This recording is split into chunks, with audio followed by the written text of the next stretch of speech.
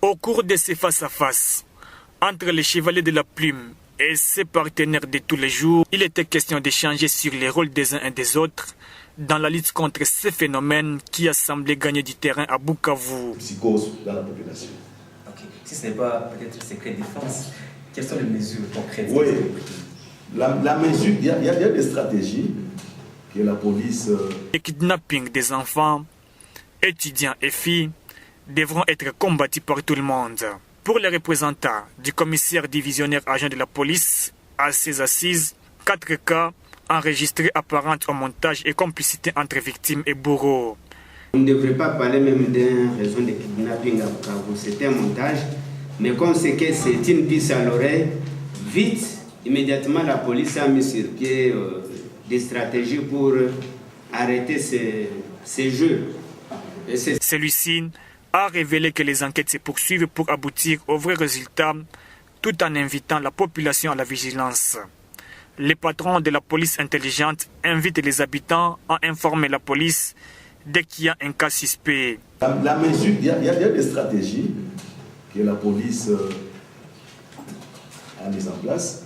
D'abord, il faudrait que la famille, quand une famille est victime d'un enlèvement, la première des choses, c'est appeler la police. C'est ça. Ça, c'est la première stratégie. Il faut informer la police, que la police arrive et la police participe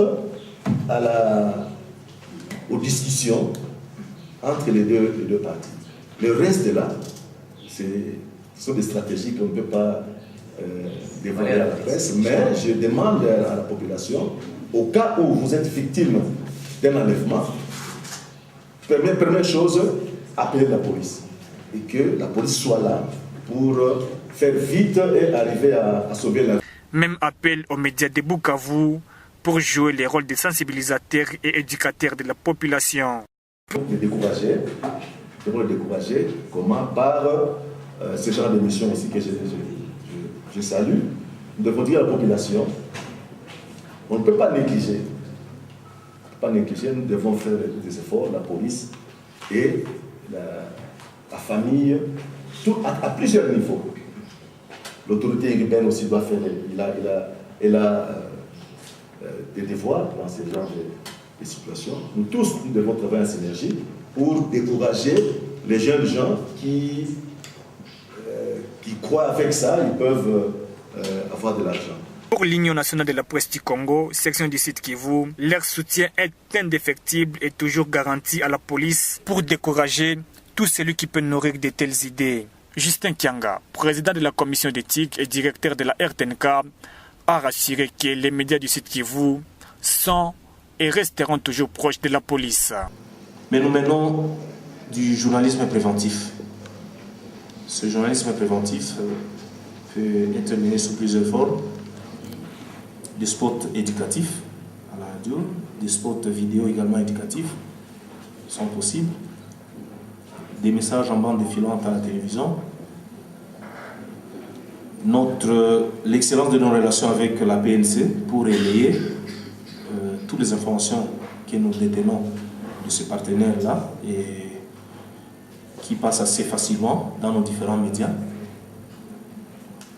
Et là, l'occasion pour notre union de devoir saluer ce partenariat pour le moins franc entre nous, opérateurs des médias, et la police.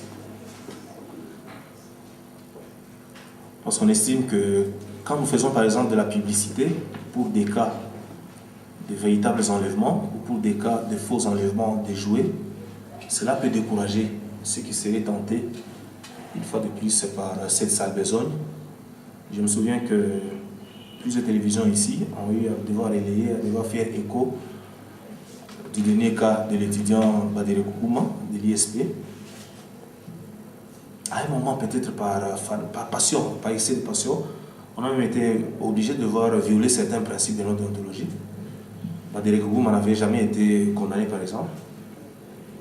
Mais son visage est passé sur certaines chaînes de télévision par ce souci-là de devoir décourager ceux qui reviendraient ou ceux qui ressortent des milieux étudiantins à devoir être tentés de devoir réessayer ce coup-là. Sachez que ce café de presse a servi de cadre aux journalistes pour l'échange d'expériences dans la lutte contre le kidnapping au Sud Kivu.